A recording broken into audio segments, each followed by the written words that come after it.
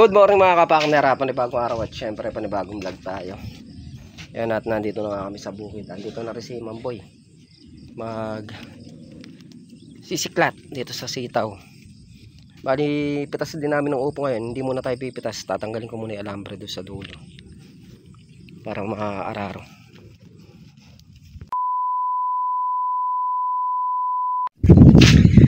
Yan mga kapakner, at dito pa nga tayo sa bukid. Bali alas 4:17 pa lang ng hapon. Di pa nga kami umuwi gawa ng mapresko dito. So, wala naman tayong ginagawa at nakapag-upload na rin si Mrs. Kapakner. Dudugso ko na lang natin yung video natin bukas. Mag-aano tayo ngayon mga kapakner, magtatali yung kinabit ni parang Carlo kulay dilaw kanina. Itatali na natin, papaluto. Aga pa naman, tsaka 3 dice lang, baka mayari natin ngayon yun. Bukas pitas. Tara, let's go baby. Time. Ayun o, laki ng baby. Let's go baby. Ano yan? Lagay mo to dyan lang. Bay, maglalayas na yung baby ko. Ganda ng kulay ng tali yellow. Ito yung sitaw natin nababad saan? Sa bibig. Nabagyo.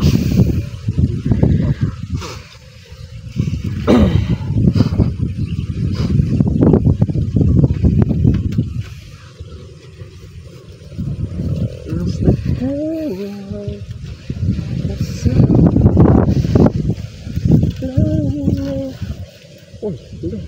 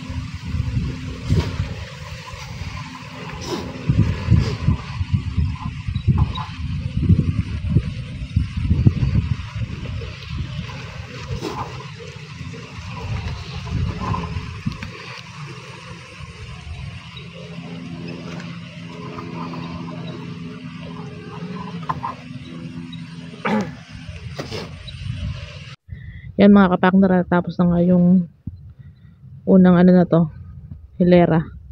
Sinalubong natin siya dito kanina. Ganyan. Tapos ayun naman, pangalawang tudling. Last one mga kapakner, ayun o. Ito. Ito yung pangalawa. Ayun yung una. Yan, lipat na tayo dun sa kabila. Tayo yung taga-taas ng talbos, taga-palupot. Okay mga kapakner, tapos na. Sarap, presko, lamig. Time check 4:59. Yan, sasuggest natin mga kapakner kapag ka nalinis to. Yan o, pitpit yung lupa. Hindi aasenso to pag ganitong pitpit. Kailangan kukuha dito tapos itatapal na ganyan. Pag napasingaw yan, bilis niyan. Parang hinihipan yan. Lilinisin lang natin bukas yung mga alambre. Tapos ayun nga pala, yan yung binakod natin. Binakura natin to. Gawa ng ginagawang daan dati to eh. Para hindi ginagawang daan. Ito yung sitaw dito mga kapakner, yan. Yan yung hindi nalubog. Yung hindi naapektuhan ng ano. Hindi natumba. Manipis lang nga yung talbos pero tataba din yan. Lalo na kapag nadukit ng kalabaw yan. Maluwag naman pala makakapasok yung kalabaw. Kayang kaya. Tsaka naman natin kay Katrops na kaya naman pasukan yung kalabaw. Ganda na oh. Kailangan talaga madukit. Payat yung talbos. Ganda. Nalagyan natin ng tali yan. Hindi naman ganyan yan ah. Kamahal pa muna si ito ngayon. Kamahal pa muna si ito ngayon mga kapakner. Hahabol pa sa presyo to. Kaya kailangan alagaan natin mabuti para bigyan tayo ng maraming bunga. Papadukitan natin yan.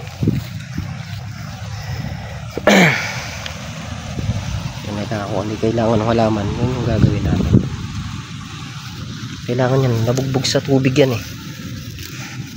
Kaya napitpit yung lupa. Kaya the best nito madukitan. Kumbaga papasingawan yung pinaka ano nya. Biglang bulas yan. Siguro to sisingilin to mga libo. Dalawang ano kasi ano i-slope mga pang isang siguro or 1.5 ganyan. Pero okay lang, ang importante mapaganda natin yung sitaw dito. Yung mga kapakner, at pahinga nga lang tayong konti tayo pa uwi na. 5:04 ng hapon. Bukas na natin planuhin ng mabuti kung ano yung kagaganda ng sitaw. Pero pagka na dukit yun 100% mga kapakner, biglang ganda nun kasi napitpit yung lupa kakaulan eh. Yun ang the best nun para talagang gumanda pa. Medyo nakarecover na siya ng konti. Dati medyo naninilaw yun eh, ngayon medyo nakarecover na ng konti. Kailangan natin mapaganda yun kasi yan ang pangsunod na harvest natin. Kailangan dito mapaharvest namin yun bago maano tong upo, para hindi kami maputulan ng harvest. Tapos susunod yan tanim ulit. Kaantabay naman no sitaw na yun. Baga dire-diretso, kailangan dire-diretso para dire-diretso kita. Yan mga kapakner, kailangan matanggal natin mga alambre na yan. Sabit-sabit. Hindi mapapasok ni Mamboy yan.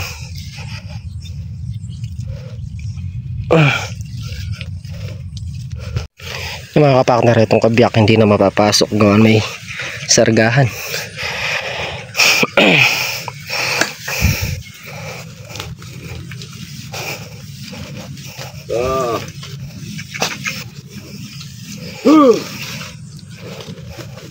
Bait ng kalabaw ah. Hindi pwede pala i-visit na kalabaw din na, uubos yung balag na. Hindi pwede. Hinahin ko, hindi pwede yan. Yan, sanay na sanay oh. Hinahin pa nga eh. Hinginain. Yan, konti na lang tinatanggal natin. 2 dice na lang na alambre yung tinatanggalan natin. Tapos yung kawayan na makapapasok na ng kalabaw. Yung bigla sintad nung Nagapang pa ako ha. sitaw na yan. Na, Nagapang pa ako. bakit? Sayang naman. May mga nakagapang kung tatamaan eh. Andiyan, sayang. Pero ano na ako ng isang araw dyan, nagpanik na ako.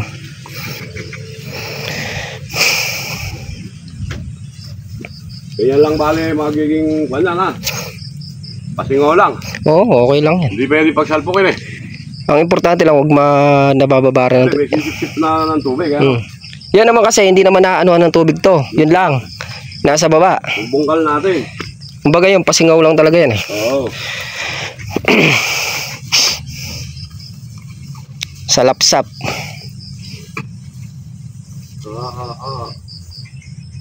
Bigla sintad dyan. Kaya mga kapakner, ayan na nga yung naararo ni Mamboy. Ganyan lang para hindi siya umano ng tubig. Magkabila.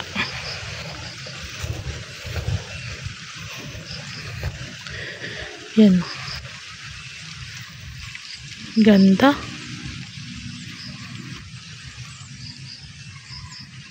Ganda ng sitaw natin, oh.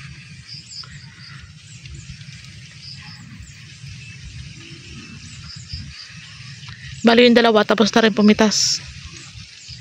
Tapos na silang pumitas ng upo. Tapos nga si kapakner ayun doon, nagtatanggal siya ng mga alambre para mapasukan din ng ano yun, ng araro. Yan, no. Ganda ng sitaw natin.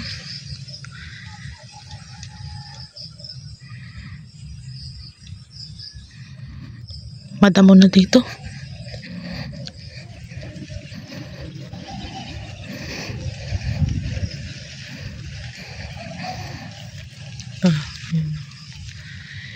Isa, dalawa, tatlo, 4. Isa pa.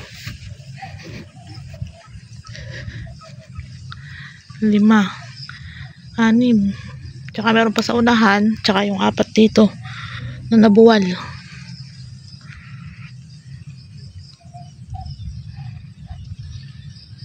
Partner, yan pa yung aararuhin. 1, 2, 3, 4. Tapos meron pa to sa unahan. Yan. Bali yan yung mga tinali natin kahapon. Kami ni kapakner. Ano siya, nagtatanggal ng mga alambre. Tsaka yung mga natira, mga buho, mga kawayan. Natanggal niya. Yan mga kapakner, at nagtatanggal na siya ng mga alambre. Yung pinagbalagan ng upo dito. Gawa ng aararuhin din to.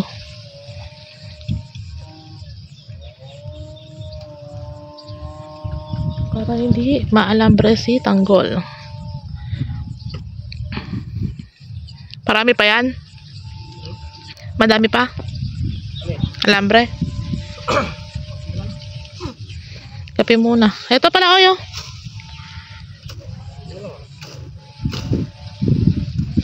Ganda pa ng na, ayun o. Na, oy.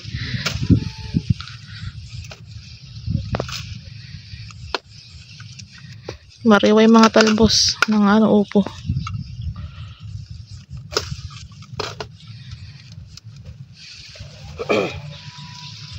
Nakatanggal dyan yan, di ba? Sige, ilayin mo. Ay, yung dali. Ito, nakasabit yung... Yeah, sige, hila. Saka sumasabit yung yun. Yun mga kapakner, at nagtatanggal pa nga siya ng alambre. Konti na lang yung tinatanggal niya nga alambre. Tapos, matatapos na siya dun. Bali doon yung inaararo ni Mamboy sa gawi doon. Tapos pupunta na siya dito. Dahil nandito pa yung 5. Bali 5 tudling pa to. Naararuhin.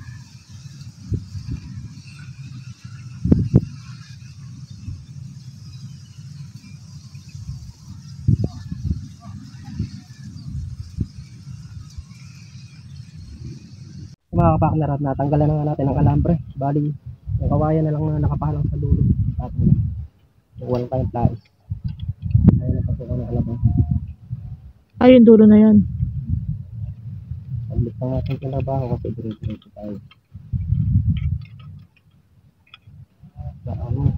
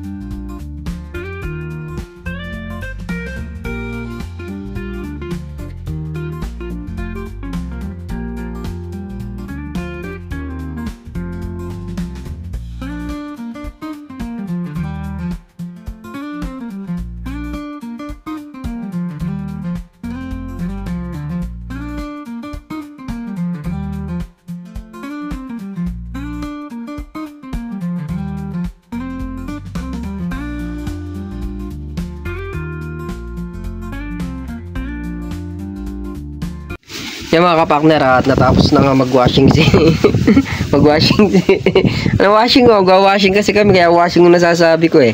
Natapos na nga siklat si Mamboy dito sa sitawan at nabayaran na rin natin. O, yung upo.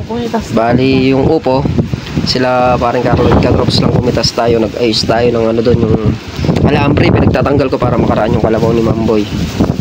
Yung upo, bali naka 7 good, 1 segunda plus 1 yung bibigay dito sa pinsa namin sa San Vicente.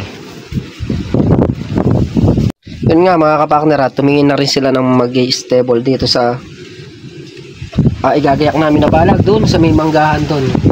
Papa-stable kasi yan mula doon hanggang doon sa may kubo, sa may kubong tinayo namin doon. Hanggang doon muna kapag yun muna ang tatayuan ng balag. Kapag talagang mag-extension ng balag, pwede naman dun sa dulo dun hanggat bakante.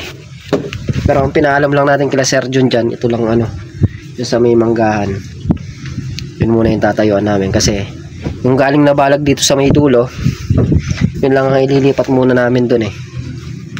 Kaya hindi pa namin sinagad doon sa dulong-dulo. Kumbaga kumuha lang tayo ng kapraso hanggang doon sa may kubo para medyo lumaki-laki yung babalagan. At tatanim din namin ng mga kapakner yung upo nga. Upo yung ating itatanim doon.